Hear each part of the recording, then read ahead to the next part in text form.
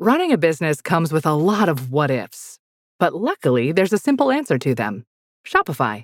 It's the commerce platform behind millions of businesses, including Thrive Cosmetics and Momofuku, and it'll help you with everything you need. From website design and marketing to boosting sales and expanding operations, Shopify can get the job done and make your dream a reality. Turn those what ifs into... Sign up for your $1 per month trial at shopify.com/special offer. Hi, it's Eva Longoria, and let's be real. After 40, we should ask for more from our skincare. I swear by Revitalift Triple Power Moisturizer by L'Oréal Paris. With vitamin C, pro-retinol, and hyaluronic acid, it reduces my wrinkles, firms, and brightens. And it's not a procedure. It's just a hardworking moisturizer. Revitalift Triple Power Moisturizer by L'Oréal Paris. Grab it today in fragrance-free or with SPF 30. Available at your local Target. Wouldn't it be amazing if there were an easy way to carve out time for self-care? I'm not talking face masks and manicures. I mean true enrichment for our mental, physical, spiritual, and financial health. I want to tell you about a new lifestyle app that launched this year called Shape and Foster. It provides monthly actionable insight from 6 experts in mental health, financial planning, nutrition, fitness, yoga, and life coaching. It's a one-stop shop for self-improvement. You create your own profile, watch videos by the experts, ask questions in a forum, be part of a community, and enhance your quality of life by improving awareness, your identity, and potential.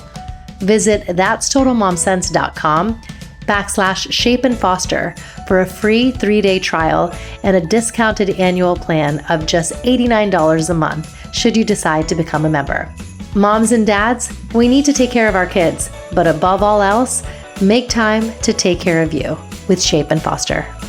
Hi, it's Kanika, and I'm back with a brand new season of That's Total Mom Sense, where I interview parenting experts, world-renowned thought leaders, best-selling authors, and trailblazing entrepreneurs on their incredible life stories and mom sense experiences.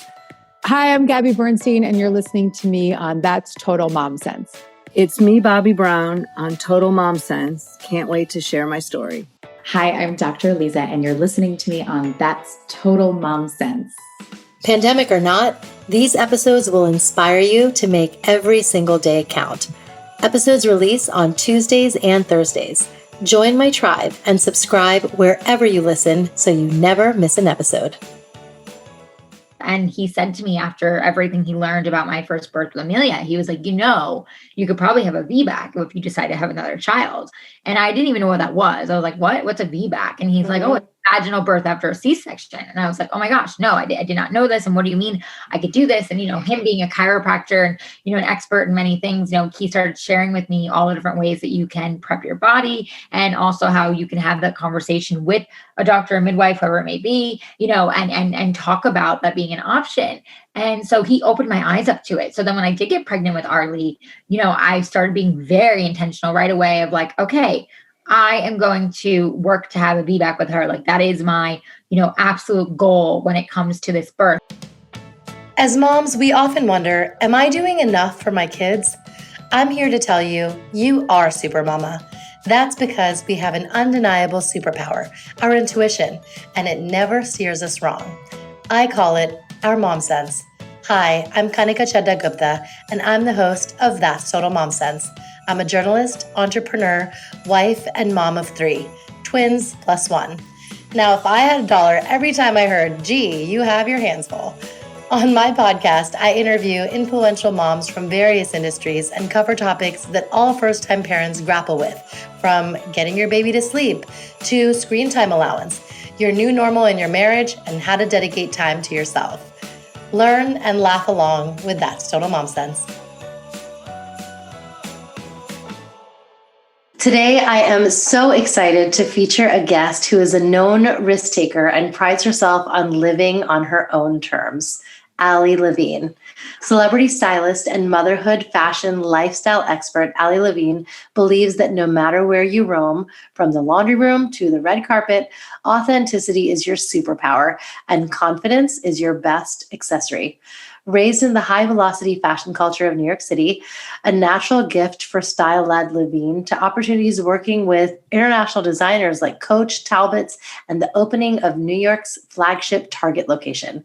A transition to television and film took her to Hollywood, where she founded the Ali Levine Design headquarters, quickly establishing herself as LA's it girl of celebrity styling, with a star-studded portfolio that includes top names like Jesse McCartney, Arianny Celeste, Holly Robinson Peete, Joey King, Gretchen Rossi, Lisa Vanderpump, and more.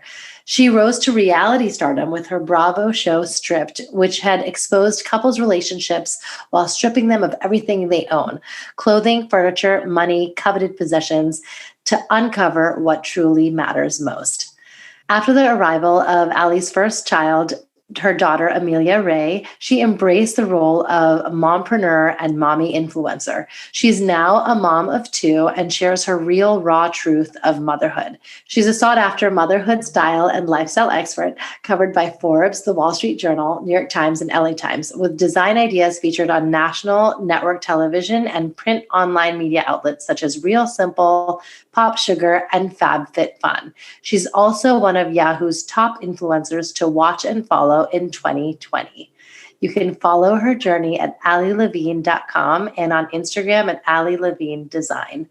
Ali, thank you so much for joining us today. Oh my gosh, thank you so much for having me. I'm so excited to be here. I absolutely love your show and everything that you do with it and who you are as an amazing mama. And oh my gosh, you did not have to read that whole thing. Thank you for sharing my journey. So yes, but a lot of accolades. I wanted to cover it all. Thank you. I think it's just amazing the journey that you've been on in fashion and television and film. And so it's great to just see your growth. And now as a mother, what you're going to be passing on to your kids. Well, thank you. So tell us, I always like to start from the beginning. Tell us a little bit about your childhood. I have 2 wonderful parents. I'm originally from New York. So I moved out here on my own 10 and a half years ago with who's my boyfriend, who's, now my husband and everything. And my Italian grandmother, who my daughter Amelia is named after, was like my very best friend growing up. She was kind of actually who I kind of looked at as a second mom. I went to be with her like every weekend growing up and, very much stay with her all the time because I really enjoyed her company. We were just super, super close. It was my mom's mom. And, just a very close-knit family in the sense we eat a lot of, traditional dinners together and fun big holidays at her house and just really warm and loving. And I love to play at her house and get dressed up in her furs and her pearls and wear her heels. And I always loved everything she wore. I felt like she looked like such a classic, stunning woman. I always wanted to be in what she was wearing, even if it was like 8 times the size on me. Mm-hmm. And I always embraced that and loved that. And, my parents fueled my creativity in the sense of they saw that I was always into fashion and arts. And so got me a sewing machine. I would sew with my grandma and I would crochet as well. And she taught me, I was doing oil paintings with her at a young age and also painting with my dad, and my dad being someone who also had kind of done a lot in arts and business when he was young. And so he, would help me with just kind of fueling, those skills and everything. And I would just say emerged in between fashion and the business side of things at a young age, with fashion and creativity side being my grandmother. And then the business side being my dad. I used to go with my dad all the time as a young girl. He's the number 1 vendor to QVC. He started his business and, built his way from the ground up and became the number 1 vendor after many years of knocking on doors and, getting in people's faces and doing what he had to do. Yeah. I remember back in the day when I was a young girl and I would be home with my mom and he would be out literally going door to door with his toothbrush. And my mom used to be like, oh my gosh, is it worth it? And, the answer was, yeah, because he went from being that man knocking on doors with one product to opening his own company where he helped others do that as well as, his own ideas, and it ended up becoming, him being the number 1 vendor to QVC. And I think seeing that as a young girl and growing up around that determination, that business mindset, he always taught us that we, work for, what we have. We're always humble and we're always fortunate. And I always had that embedded in me. And I remember growing up, I really wanted this one pair of Dolce & Gabbana jeans. And I told him, and I think I was maybe 14 or 15. And I told him I wanted them. And he was like, okay, you can have them, but you have to work for them. And I was like, oh, okay. And I was so stoked. I'm like, yeah, let's do it, And so he puts me to work at his office and, I'm doing like answering calls and like helping with, like secretary stuff and files and whatever. And I just remember, working there, two things. One, I remember him reprimanding me because I was like on whatever it was back then, the chats or AIM or whatever. I can't remember what, which system was like in play then, but I was like talking to my friends, longer than I should have been. And like, I was, sitting there because the phones weren't ringing. So I felt like I could like relax. And he was like, look, he's like, I'm not teaching you anything if I let you just come in here and just like play around. Like you need to work. And I was like, well, there's nothing going on right now. And he's like, but you have to be ready for it and you have to anticipate, and you have to stay in the work zone. And, he really taught me at a young age, like what work ethic looked like and like what, what you do and don't do. And I remember like in the moment being really embarrassed and upset with him because, I felt called out, in his company and everything. And he was like, well, if I don't do that and I just let you get away with, you're the boss's daughter, like, what am I teaching you? And then what message am I sending? What message am I sending to my employees as well? And so in the moment, of course, I was very upset, but then, thinking about it later on, it was very humbling and it was very teaching. And then on top of that, just getting to work there and, get my first, feet wet and get my first job. I remember at the end when I made enough money to go get the jeans and he's like, all right, we can go get them. And I was like, well, I don't want them anymore. And he's like, and this is why I, had you, and it was so funny because it was a combination, Kanika, of like not wanting them because I didn't want to spend the money because it was my money. And then the other part of it being like, oh, well, maybe I want something else instead because I worked all summer for this, Yes. And it was a really great lesson. And so like, yeah, my point being in that I really had that growing up, the business side, the fashion side, my mom being the nurturing side. And just, as a child, really getting all of that and having a very warm and, full home of family and family always being, the center of everything growing up. And my youngest brother's 8 years from me. So we weren't as close, or even to this day, I would say, just because of our age gap. But my middle brother, we're 4 years apart. So we were pretty close and, we're in each other's lives, most of my childhood. So I remember like, him also kind of watching everything I was doing. And so I think it was just something that was, instilled in me, and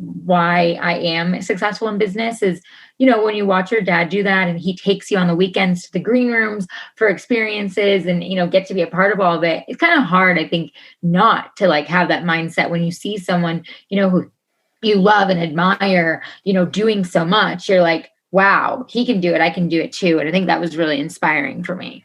Wow, that's amazing. I love how he, kind of had such an impression on you, on just your business acumen and then even fashion. It's really great.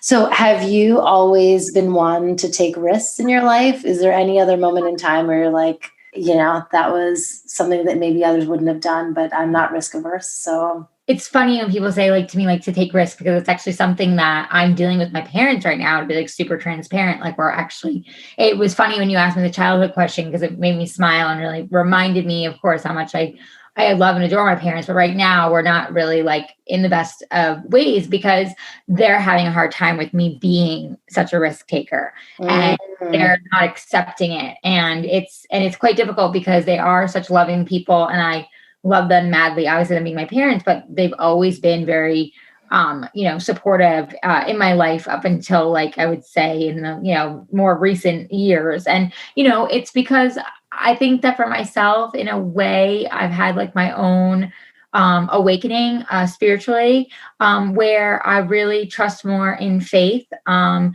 anything else. Whatever resonates, some people, God, universe, guides, all of it is, what I register with and I feel personally.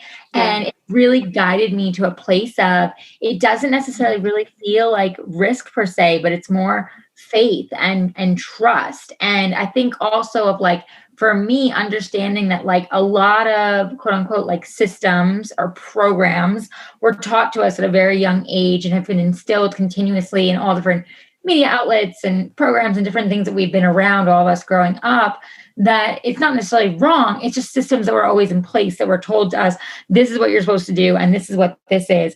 And I've just kind of had an awakening of like breaking out of that and being like, well, is all of that 100% true? And like, I feel that some things are limiting beliefs and, had my own, like I said, awakening. And I think between going through my heavy postpartum depression with my first daughter, that was, I think, to me, my own first awakening, because I had been so wrapped in this so-called, system that we're all in. And when I went through that, one of the first things that my doctor wanted me to do was get on, Prozac or Xanax. And, let me just say, any mother who did, like, if that was what you needed, 100%, like, you have to do what you need to do to be able to survive. And I know how dark postpartum depression was. But for me, I have always been someone who likes to do things more natural, or I should say, as I got older, I like to do things more natural, and I want to, be more holistic. And that was something that I just kind of really fell, into. I couldn't even tell you how. I just started really, I think, questioning certain things, and then realizing that, like, I could do a lot of things more natural and things were working out. And so I just kind of kept trusting that. And so, when it came to my postpartum depression, I wanted to take a more natural route. So I started looking into, like, CBD and just different things I could do holistically, and found, my therapist helped me find, like, different ways of, like, cognitive thinking and, meditation and different types of journaling and just all different types of brain exercises and faith things. And it just really helped me. And it took more work, I would say, maybe in the sense of, when some people are able to get on medication like that, they're, feeling better within a few months. It took me almost a year to feel like myself again. But to me, it was worth it. I was able to stay in control of my mind and body and soul. And that felt like priceless to me. We all love a legendary comeback, and Degree Original Cool Rush is back and better than ever. Cool Rush isn't just a scent, it's a movement, a fan favorite that delivers bold, fresh vibes and all-day sweat protection. Whether you have a man that spends hours in the gym, heads into the office early, or is just trying to stay fresh on a long day, Cool Rush has their back. Head to your local Walmart or Target and grab Degree Cool Rush, the fan favorite scent from the world's #1 antiperspirant brand. Hey there, it's Dr. Sanjay Gupta with some exciting news to share. CNN is now streaming. That means you can read, watch, and stream everything in one subscription. You can watch news live 24/7. You can also explore catch-up videos and explainer videos, and you can also watch a library of CNN's originals, including my latest documentary, It Doesn't Have to Hurt. Just go to cnn.com/all access. And I think that too, when I was talking about my grandmother, who Amelia is named after, when she died, I would say that was probably the darkest I've ever been in my life. She was like my very best friend growing up. And, she really was like a second mom to me. And I went to her for everything. And she was always a non-judgmental space. And she was always so open, and just her heart was so open, like just an incredible woman. I mean, everybody that was around her, whether they were related to her or not, like loved her.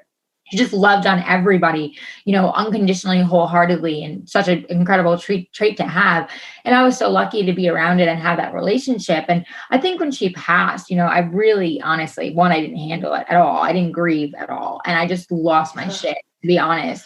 I not only, I think, like lost myself in the beginning there, but also I had, so much family around me that saw me like drowning and having a hard time, that for them, the system, quote unquote, like was comfortable. And so it was like, hey, not just therapy, but like, let's, because I was all for therapy, but it was like, let's get you on medication. And I got on, Xanax and some other things. And I just remember being like this walking zombie. And I just remember not feeling anything and not having any emotion. And to go from this person who most people know me as like this animated and happy, like open person that talks all the time, and, told that they talk too much and all these things, to go from that to like being the zombie who is like kind of like muted and just going with the flow. I think that when it came to my postpartum depression, I almost like remembered that when I was having those conversations with therapy and everything, my postpartum specialist. And I was like, you know what, as much as that maybe helped me in the moment, I don't want to feel that way again. Because I remember like not only not feeling, but like I said to my husband, like, I feel like it was really detrimental to our marriage, because I didn't like want to sleep with him, and I didn't want to like be, it's really vulnerable, but like I really just, numb, exactly. So numb. I didn't want to do anything. I didn't want to express my feelings to him. I didn't want to go anywhere. It was really, honestly, it was just not good. And so I really didn't want to go back to that place of like getting medicated again and potentially feeling that way again. And so I think that quote unquote risk came from, well, what if this isn't everything? And what if I can find other ways to do this? So hopefully I am in a much healthier and happier space. And thank God from having, a midwife and a team around me that believed in more of the holistic side and being around people that really, kind of have become experts in that space, I was able to tap into other ways to do that. And like I said, it definitely was much more work and took me a while to get back to who Ali was. But I believe after that, not only was I stronger and a new version of myself, but like I said, I kind of had this spiritual awakening of like, wow, I found so much inner peace in that stillness, in that meditation and prayer, in being able to journal out, my emotions so vividly and heavily, doing cognitive thinking, visualizations, just all different types of therapies that honestly I would have laughed at years ago. But now I've seen what a change it's made in my life. Affirmations, looking in the mirror and forcing yourself to say affirmations, even if you don't feel them, just, all these changes that brought me now to where I am, where again, like I don't feel I'm necessarily taking risk, but I'm tapping into my inner knowingness and believing like in spirit of like who I am at the absolute soul, who we all are, and when you tap into that, in my opinion, in your inner knowingness and in spirit, you can say like, okay, I know what resonates and I know what doesn't.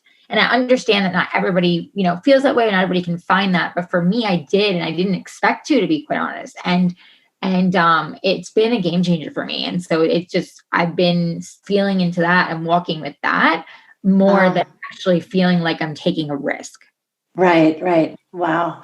I want to touch upon your hit show on Bravo, because I think it's so gutsy, what you and your husband did, it's like, and I feel like it's so revealing in a metaphoric way and, not just the literal way. So tell us about that experience of being on Stipped and what you walked away with at the end. Oh my gosh. So first off, it was such a crazy show, like you said. And for those that haven't seen it, sadly, you can still find it all over on streaming devices. So if you want to laugh and find it, it is still there. Actually, it was funny. Someone the other day tagged me on Instagram. I was like, oh my gosh, that's how I found out. Like it was, I guess, on Amazon Prime. And we were like literally the main cover, like butt naked blurred. And I was like, oh my goodness. Okay. Hello, I'm here. Exactly. Yeah. Hi, I've arrived, So, yeah. So basically the premise was having everything taken away from you for 21 days. And what do you learn? And now this is kind of where the genius of the show came from, in my opinion, is, it was based off this like Scandinavian format of wanting to teach people how to essentially kind of rework their lives, because there's so many studies behind, if you do something for 21 days, you'll break a habit, you'll change a habit, you'll create a habit. And so their idea was, if we take away everything for 21 days and you literally have nothing, what are you going to learn? How are you going to maybe show up differently? Or what are you going to change? Or what's it going to do to your life? And honestly, first off, when they said to me they wanted me to do it, I was like, hell no. And it actually was funny because I was styling, so many different people at the time. So I was very in with the, Bravo family and E family and all those people from working with different, celebrities. And so I had originally been casted for different fashion projects, which of course, as most of us know in Hollywood or any production, not everything gets greenlit. And so and so I had been up for different fashion projects and they just didn't play out. And so they had my name, in the hat for, this other show. And I'm like, the producer calls me, ends up being a friend of mine. And she's like, you should do this. And I'm like, what, are you crazy? I don't want to do this. And she's like, oh, it would be so good for you on a personal level. And it would be so great for you, for your brand on a business level. And I was like, yeah, no. And then of course I tell my team and my team's like, oh yes, you're doing it, And, and then I told my husband and he was the same way. He's like, are you kidding? He's like, this would be great for you. He's like, you're head in the clouds. You're so creative. You're so like out there, like you barely give any time to yourself, let alone us. And he's like, I think this would be awesome. And I was like, okay, well, I guess I'm doing this. And then of course, they meet my husband. They think he's hilarious. And Justin is so like, give two Fs about anything. My husband knows who he is. He has been like that at a young age. I give him so much credit. And so whether take him or leave him, that is who he is. And so he was like, sure, I don't care. I'll do it. And they were like, oh my gosh, we love that he's almost like anti, Bravo and E and all those things. And so, we do this show together, and it was quite intense, to be honest, because what I thought was going to be a quote unquote show really was a true life, in a sense, documentary reality series, because, they never really let us go back to who, we were during filming. Yeah. I was thinking like we'd film and then we get to like go back to our bed and go to sleep. And they were like, no, you live this life for 21 days. So if you don't ask for something back, like you don't have it. I don't care. You want to sleep in your bed. You're going to sleep on the floor. And that was a very intense and humbling experience all at once. Gosh.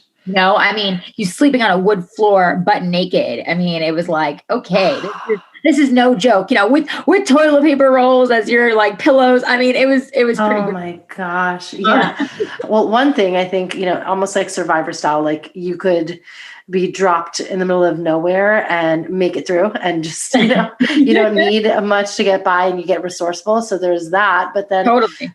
The other side of it is that, like, do you have an appreciation for other things, or is it more like, I'm going to be minimalist now and like none of the shit matters? Okay, so I definitely have never become a minimalist. It's funny. A lot of people have asked me that, and I think I just like things too much. I've tried. I've definitely gotten better. Like the Ali who was on Stipped, who had literally, I think during the filming, they like put it on the screen that we had like over, like, I think it was like 10,000 items that they counted or something crazy with me, or I forget the exact number. I blacked that out. But whatever it was, I definitely have gotten better. I wouldn't say I don't have stuff, but I have done a better job of purging things out more, donating more, going through my stuff, and not having an attachment. I think that was the difference. Everything had an attachment. And I didn't realize back then, going back to like now what we're saying in almost your mom sense, everything obviously is energy. And I don't think I realized how much energy I was putting around me and how much clutter and how much stuff I was kind of surrounding myself with. And then when it came to like getting rid of it, I couldn't do it. It was like, I didn't want to let go of it. I wanted to hold on to it. And for whatever reason, I think a lot of things maybe were because of my grandmother, and it was like, but it could be an attachment, or it could be this, it could be that. Even if it wasn't, I told myself that story. And so, fast forward to now, I'm attached to things, but I'm on a much more important level. And if something breaks, I don't, freak out the way I used to, where I was like, shattering to me, or, if I need to go through more clothing, it didn't take me, 5 days to release certain outfits. It's like, okay, you know what? I really don't use this anymore. So I'm going to donate this. Okay. I don't really use this. I'm going to sell this. And, I'm in a much better, healthier space in that sense. And then I think too, going back to also like, the emotional and mental side of it, I really do believe it started to prepare me to become a mom, to be stripped of everything, as we all are when we come into this beautiful wild ride of motherhood, whether it be, who you are, personally, whether it be who you are physically, mentally, emotionally, or all things, because I know it was all things for me. And I think that, Stripped really prepared me for that, because I think that experience not only humbled me and kind of broke me in a way, but then stepping into motherhood further did the same.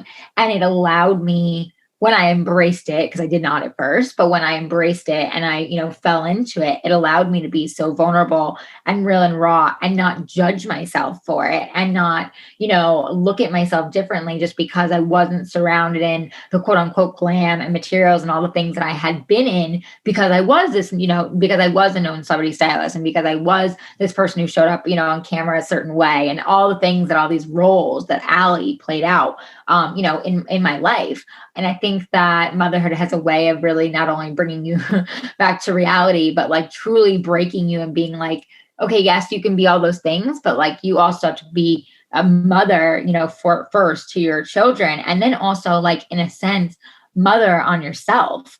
and, and allow that to come through. And so I think that, Stripped in a lot of ways prepared me. I think it also forced me to grieve, without fully realizing it. Of course, with it being a show, thank God they didn't show all of everything we went through, but there were a lot of moments for me behind the scenes where I was, sobbing and, kind of losing my shit over my grandmother, and I think just kind of really having like realizations, because I think that kind of similar to the pandemic where we're on this hamster wheel, we're on this autopilot, you don't maybe necessarily take everything in, everything doesn't hit you, touch you the way it maybe would. And then when you're put on, pause, stop, the brakes, halt, it's a different feeling, obviously. And, obviously the pandemic is not the same as my show, but in the sense of everything was taken away, for the, 21 days. And I had to really sit in my shit and really feel everything. And I didn't have anything to, mask anything. No pun intended. I didn't have anything to hide anything. I didn't have anything to focus on something else. And so I think it forced me to like, look at my demons and my shadows and all these things to be like, you're not dealing with this. You're not showing up in your personal life. You're not connecting with family and friends as much. You're not present to your husband. You're not even present to yourself. You're a workaholic. You're consumed by materials, like all these different things that are really hard realizations to come to. But honestly, I am so grateful for it, because I think it's made me a stronger woman and mother. I think it's made me just a stronger version of myself and made me appreciate things way more. I was the person who was on my phone 24/7. You couldn't get it out of my hands. I would be texting in my bed at 3 a.m. when I should be sleeping. And those days really are far and few between for me now. I leave my phone on my nightstand or, on the, dresser away from me, and I don't even have to have it next to me. I have my phone down at times when I'm playing with the girls and it's face down. I don't have it for an hour and I come back to it and check my messages. Those days didn't exist before that. It literally was like I was attached to my phone, so much so that when the show was, filming, I didn't get my phone back for, I think it was like 4 or 5 days in the journey. When I did, they were so angry at me, my husband included in production, because I was on it so much. And they were like, you're not learning anything. You've only been in this for a few days. And just because you got your phone back, like you're not even submerged in the experience anymore. You're not sitting talking with your husband. You're not sitting by yourself and working on yourself. You're just on your phone, looking at emails, checking this. And I got really defensive. And I was like, well, this is my work. This is this. And they were like, yeah, but this show is about all of that. And it took me a second to like really kind of be like humbled in the moment and kind of, nobody of course wants to be like told, you're called out. Yeah. Called out, but it showed me like I had to show up massively. And then I had to get really intentional about that item I had chosen to get back, to be intentional about the space and the rest of that journey. So I think a lot of that, to be honest, really taught me and prepared me for motherhood. And I kind of wonder if my grandmother and my spirit guides, gave that to me for that reason, because, shortly after, filming, we got pregnant, and they showed that on the show. And I think that really was not a coincidence. I think that my mind and my heart and my soul was truly open. And as much as it was a surprise, it was a beautiful surprise. And I feel like it happened because of what we went through. So, I really actually am very grateful for it. I feel like even now in the pandemic, I tap back into a lot of those moments of just that kind of survival and doing the inner work. That's really what's helped me thrive during this time in the pandemic, and some days just survive, is doing so much inner work since the beginning of 2020 to even now in 2021, that I feel like I'm really shaping more and more of who I want to be as a woman, a mother, a wife, a businesswoman, just all the different titles and hats that we all wear. I've chosen a really intentional path in the last year. This episode is brought to you by Marqeta. When it comes to your payments provider, you can't afford to compromise. Marqeta's modern payment solutions flex with your business without the trade-offs. Stable and agile, secure and innovative, scalable and configurable. If they say you can't have it all, don't believe them. Your business demands more. Choose a payments provider that delivers more. Choose Marqeta. Visit marqeta.com/Spotify to learn more. Grabbing the holidays by the boughs with Duluth. Step 1. Hire a mall Santa to handle snow removal. Ho, ho, ho! My my sciatica. Step 2. Hit Duluth Trading and load up on fire hose pants, buck naked underwear, pocket pack bibs, free swinging flannel, and all kinds of ingenious gear you won't find anywhere else. Grab the holidays by the boughs and shop Duluth Trading, online and in store. Wow, that is incredible. Now you have two beautiful girls, and you actually took the path less traveled again. And that was with your journey with your VBAC. And I'd love for you to talk about this because it's something that we don't hear about often, especially from a mother herself. And actually, I wanted to share a little bit about my experience. So I had twins, boy-girl twins. Had a C-section. It was scheduled, but my water broke. So it was, one of those, like, I knew I was having a C anyway, because, my son was breached and then my daughter was ready to go. But yeah, the second that we found out that I was pregnant again, so they were just 9 months old, which was crazy that I found out I was pregnant with my third. Say so. Yeah, I was still nursing and I was like, wait, what? So, but anyway, because I hadn't really had that time to heal, VBAC was not an option. My OBGYN and the hospital and basically my care providers said, you had a C-section and it's been like a year and you're going to get another C-section. So yeah, I don't know. What was it like for you? Like, how did you push for literally a VBAC? How are you explaining to your doctors, like, no, I want to do it this way? Yeah, absolutely. I love that you shared that, because this is why I am so kind of loud about my VBAC now. And honestly didn't even know that I could be, so much in that self-advocacy role until I really kind of pushed for it. But so, after having, for those that really don't know, and you can kind of, go and look at my story that's been documented, but, my first daughter, I wanted to have a water birth. I did want to have a natural birth. She and my body had other plans, and I wound up in a pretty traumatic C-section, in the sense of that it was a 42-hour labor. And after doing so much work, I wound up in a C-section. And so I think that, that alone for me was just so heavy, because not only one, I, really set out and wanted a certain, birth plan, quote unquote, which, by the way, don't ever create a birth plan. They're never going to go you. It's never going to go your way. And so I feel like you could become married to it, or at least I did. And then it's just like a really horrible divorce and you're just heartbroken. And so I just couldn't even fathom that nothing had happened on my, my birth plan. And so, in that sense, that trauma. And then I think, again, there was so much control around it. It was I was in such a natural place, and I was so comfortable in my element of being, in just the bathtub and being able to move around and not have, all this medicine and really just be free and free flowing. And even though it was really, really hard to be in natural labor for 30 hours and, being the state I was in with not really progressing, it became more about for me, the trauma was all this control. Again, my family, as much as I love them, they were outside the waiting room at the birth center when I asked them not to be, and they were pacing and, nervous. And I get it, being a parent now, I understand, but at the same time, for me, being in the moment, that pressure, that all of that was a lot for me. And then it was being transferred to the hospital was all traumatic, because everybody was so worried, even though I was completely fine. The baby was fine. I was fine, thank God. And we went and did a safe transfer to the hospital, but it was just, again, that wasn't the norm for my family. So it was very traumatic for them. It was very, upsetting. It was traumatic for me in that sense. And so then fast forward, going to the hospital, trying longer to labor and have her and go 10 more hours there. And then winding up, to do this heavy Pitocin and epidural and have a C-section. It was very traumatic for me all in all. And so, fast forward to then getting pregnant again. I really, I had found out actually through Dr. Berlin. I was on his podcast and we were talking about my birth. And he said to me, after everything he learned about my first birth with Amelia, he was like, you could probably have a VBAC if you decide to have another child.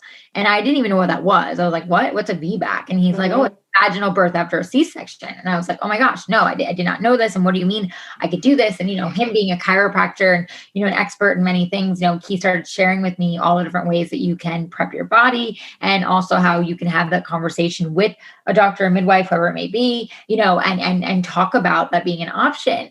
And so he opened my eyes up to it. So then when I did get pregnant with Arlie, I started being very intentional right away of like, okay, I am going to work to have a VBAC with her. Like that is my, absolute goal when it comes to this birth. And I think setting that intention the minute that I really found out about it before I was even pregnant. And then especially when I found out I was pregnant so early on with her, and writing that down and just putting that intention out there in my journal and telling the universe, like, this is what I want and calling it in. And then telling my husband and, just kind of going down the list of the people around me, finding a doula who had been a part of a bunch of VBACs to be supportive and understand it, since I didn't fully understand it, listening to like the VBAC Link podcast and other stories to start to really understand other women who have been put in those positions that were able to achieve VBACs, and really finding someone who aligned with you as far as a care provider, a doctor who really supported it. And so to your point with the doctors, my first doctor I actually had to fire because she said to me,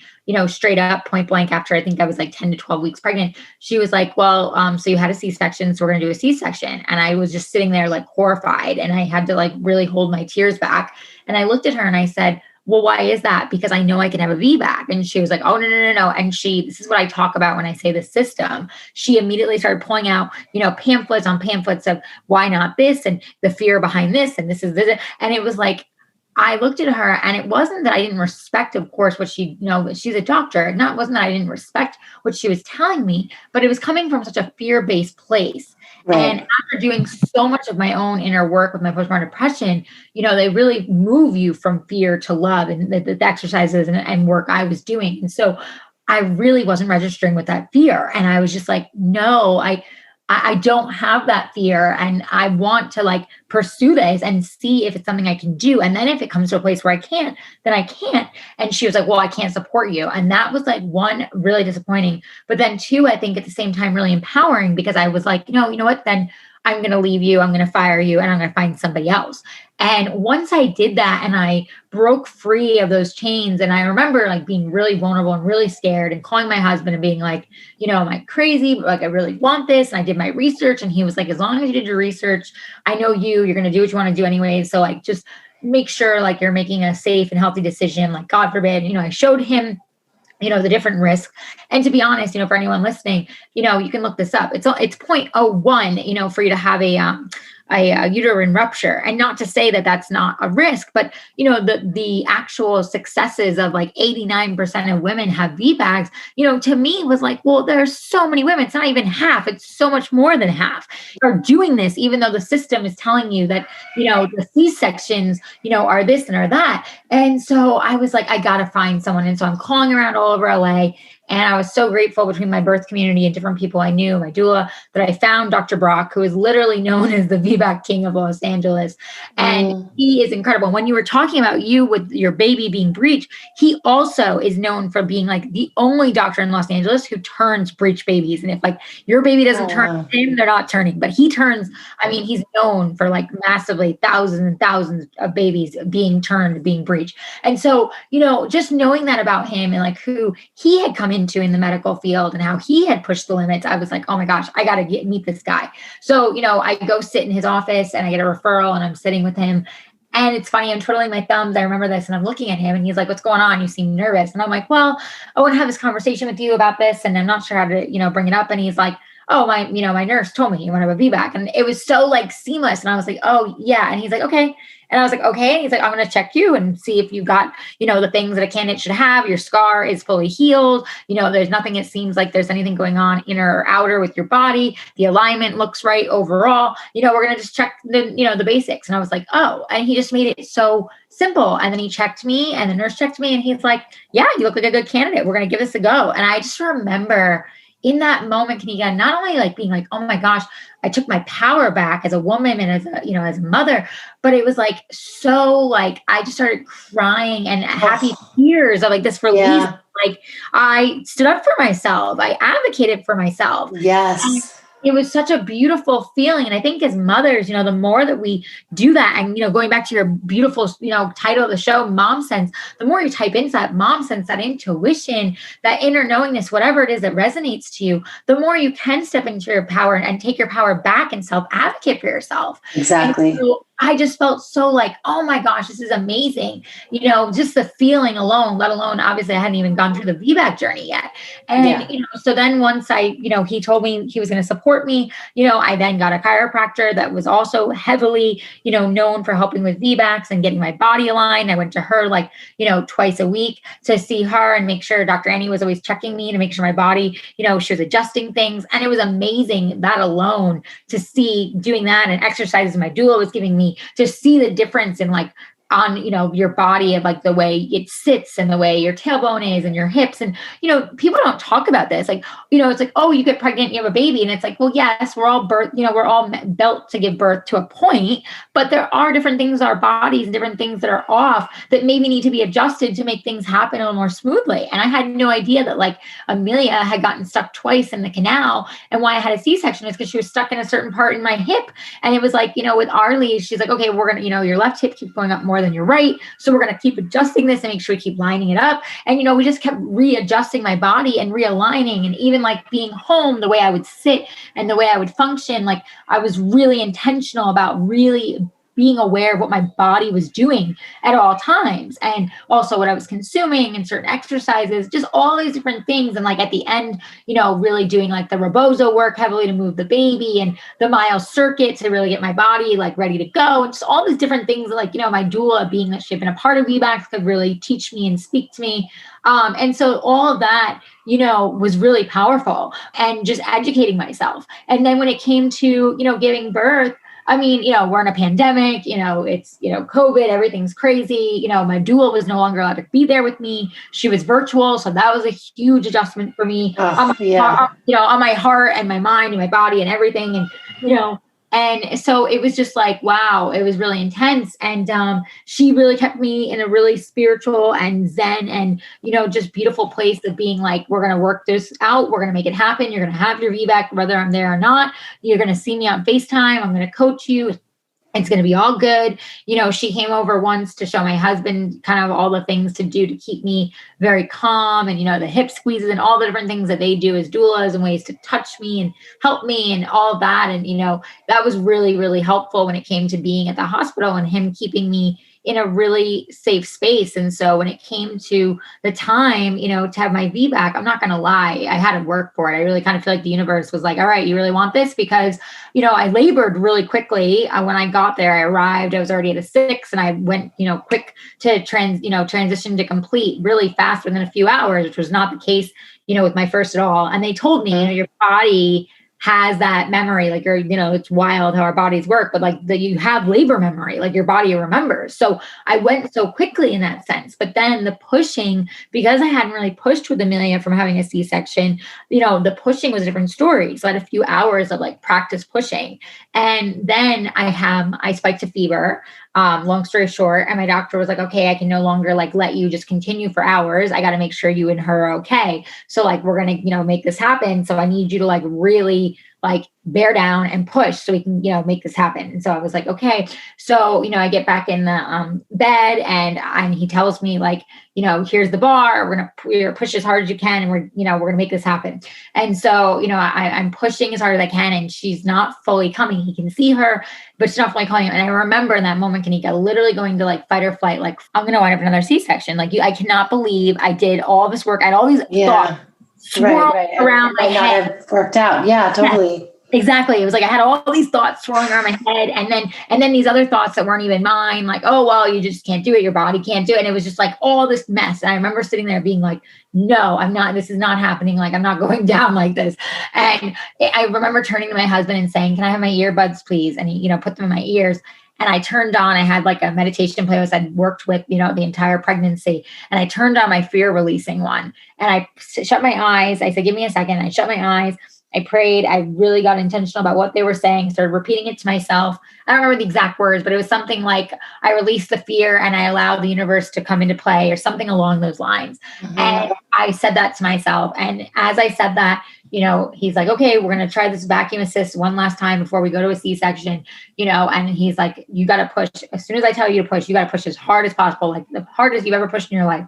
And so I put this in, I'm saying this to myself, and I'm listening, waiting for him to tell me. And I'm repeating this over and over and over again in my head and kind of out loud. And as soon as he's like, push, I've never pushed so hard in my life. And I pushed so hard as I'm saying the words to myself. And all of a sudden I hear her crying. And there she was. And they put her on my chest. And I was, oh my God, I was beyond elated. I was hysterical. I was shaking. I couldn't believe that it actually happened. And it was so just not only magical, but just so healing for me in so many ways after my C-section. And I think not just physically, but I think for me, it was so much more like, I'm getting teary right now because it was so much more like spiritual and emotional and soulful. It was just like, wow, not only did I do it and advocate for myself, but like I believed in myself. And even at the end there, when it was like the universe and everything was testing me and my body was maybe not cooperating, like I got into the space and I released that fear and I stepped into what, like you said, that intuition, and I allowed myself to experience that VBAC. And so it was just, honestly, when I talk about it now, I get teary-eyed because I still can't believe it happened. Yeah, that's amazing. Oh my gosh, what a story. And I feel like, your story of advocating is helping other women do it too, and I think it's something that we have to understand, that C-sections are way more expensive, and it's a ploy for insurance companies to make money off you. And that's what I appreciate you saying that. And that's what I speak of when I say the system. It's like, I absolutely understand when it's necessary. I absolutely understand that if, my body had changed at any point or something had changed, that could have been my reality. And I had understood that. But the difference is what you're saying of like, when it is the grab of money, when it is the once a C-section, always a C-section, it's a limiting belief. It's just not true. And when you do your research and you are your own advocate and you do trust in yourself more than you trust in someone telling you how to feel, that's the difference. You come from a place of making a choice, whether you choose their choice or your choice. It's your choice. It's your sovereignty. It's your inner knowingness. It's your mom sense. And that's where I just was so empowered. And I felt so grateful and so amazed by myself being able to have my feedback. Yes. Oh my gosh, what a story. And like, you're such an inspiration. Tell us a mom sense moment you had. And I feel like this entire interview was based on that, which is so nice, because it really is a superpower of ours. But is there any recent one where you just had a connection with the girls and you're like, oh, I think you need this, and I just know? Yeah, absolutely. I think that, we tap into that more and more. I think especially as a second-time mom, I've learned that more and more to trust myself versus looking outside. So I would just say after I had Arlie and I was so grateful for my VBAC, it was a few weeks later, I think it was like 4 or 5 weeks out, and my body was healing so much faster and easier, thank God, because of having my VBAC. But my mind was a little bit cloudy. And I was, instead of going to the like, oh my gosh, I'm going to have postpartum depression again and freaking out, I really reached out to my network really quickly. And I was like, okay, what can I do? It could be baby blues, but I'm feeling really off. And thank God, because I had done so much work and research, I had encapsulated my placenta. And so they were like, maybe up your, taking the placenta to help with your hormones, and, maybe get up a little bit earlier just to do some more meditations and journaling. And it's not a really rapid fire answer, but, and so, I started getting really intentional around that. And immediately my mind and the cloudiness and all of it disappeared. And I felt so much better. So I think I just maybe not with the girls, but for myself, I tapped into knowing what I needed. And I was able to get myself out of that funk, and knock on wood, thank God, 7.5 months out now. And I have not had any postpartum depression. Wow. Oh my gosh. Let's not forget our quote of the day. Is there a quote that you live by? Basically, you're all of us are queens, but instead of living by, the queen, ego of, a lot, we all obviously have our minds, you live by the soul of who you are. I will find you the exact quote and send it to you, but it resonated so hard with me in the last few years. And so I've been really like relating back to that. Yes. And I can post that in the show notes. It's now time for Mom Haul, when we share products we love. So is there a product or app or really anything that you are loving right now that you want to share with the audience? Okay, so a couple things. So one, I'm really big on, self-care, self-love, even if it's only a few minutes in the morning, a few minutes at night, or 5 minutes in between all the madness. It's really been something I've tapped into, and it's really helped me. I've gotten like really into having a nice little skincare routine. I've actually started doing stuff with Rodan Fields because it's actually changed my skin like massively, and I didn't expect it to. I tried a few products just to see, and I can't believe, like, since I'm not doing Botox or fillers, all the things I was doing before, I can't believe how nice and just tight and bright and everything with my skin. So I'm actually really enjoying like using their products and getting to like have this little system that takes all of like 5 minutes to get my skin looking and feeling good. So like, that skincare, I can always share that with you if you want, but that skincare has really, I love that regimen. It's been great for me. I would say definitely meditation and journaling and affirmations. A couple apps I'm really enjoying are Mama Zen and Journey Live are both really great apps, and they have really great just meditations and affirmations and different things that you can, walk through. And some are 5 minutes, some are 10 minutes, whatever it may be that you have the time for and space for. And I love taking baths. I love just getting in the bath and feeling so, just like you give yourself, I think, like this hug, it's like, okay, I get to just relax and let everything go, and, emotionally, mentally, physically, and just let your body go. And for me, like those, warm hugs, especially not having many real hugs in life right now, have been like, just such a game changer for me when it comes to like loving on myself. So I would just say like, not necessarily a product, but just, like bath bombs and essential oils that you can do, in the bath, have been so helpful for me to like resetting my mood and everything, especially with everything going on right now. I just really,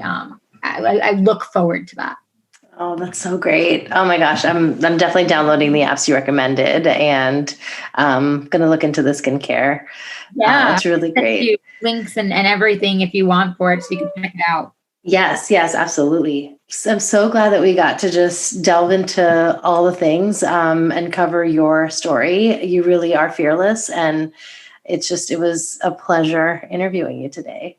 Oh, well, thank you so much. It was such an honor to be on your show. I love your show. So I was so excited to be on, and you're going to be on my show, Everything with Ali Levine. So I'm so excited we're swapping. Yes. I cannot wait. So the to be continued. Thank you, Ali. Thank you. How fun was my chat with Ali? She is so raw and candid and funny, and I'm so glad we became fast friends. Definitely follow her on her Insta. Her handle is at Ali Levine Design, and her podcast is Everything with Ali Levine. So definitely check that out and subscribe. You can follow me on Insta, where I post updates about my guests like her, and my handle is at Kanika Chadda Gupta. And definitely subscribe if you haven't already, and leave a review. I love reading them, and I'm going to be starting something soon with contests regarding reviews, so stay tuned for updates on that too. As always, trust your mom sense. Stay strong, super mamas. Until next time. That's total mom sense.